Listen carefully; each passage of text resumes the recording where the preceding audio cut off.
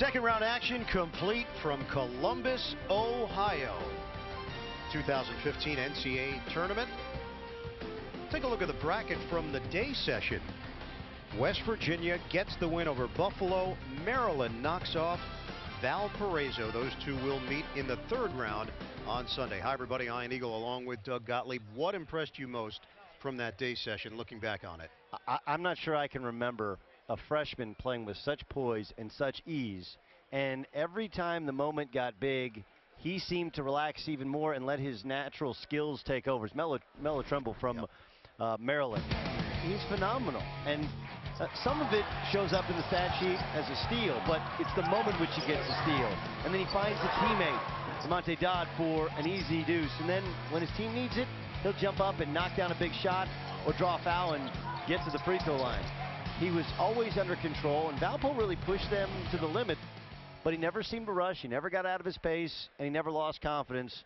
I was incredibly impressed with Melo Trimble. Size up that matchup in the third round. Well, you have Press Virginia, which is West Virginia, and they want to press and play 13 guys. I apologize for the 13 guys. Another long, hard day on your day off. But they're going to get after you, and they're going to try and get him out of his rhythm. They're also going to try and rebound the basketball with almost with anger is how they play. And for West Virginia, you got to be yourself. You got to get into your sets. You got to get into your rhythm. You got to break through the press and decide, are we going to break through to score? And if so, we got to make sure we score, and then we get back. And if we don't, bring it out, make West Virginia defend, and you got to absorb some fouls. They foul more than anybody in college basketball, but you got to absorb. They're going to miss some. Can you absorb them and play through that contact? It's going to be really interesting contrast to styles.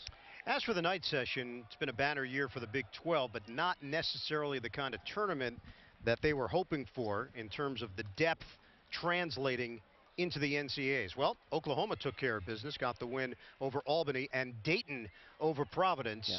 How about for you in that night matchup? Was there any particular player that caught your attention?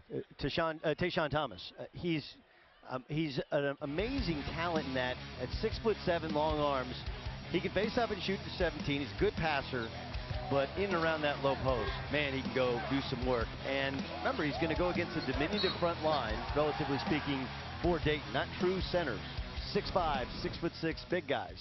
I don't know if Dayton will have the energy. I don't know if they can contain Oklahoma. But Oklahoma, they spent their entire offseason working on their defense and their toughness and their rebounding.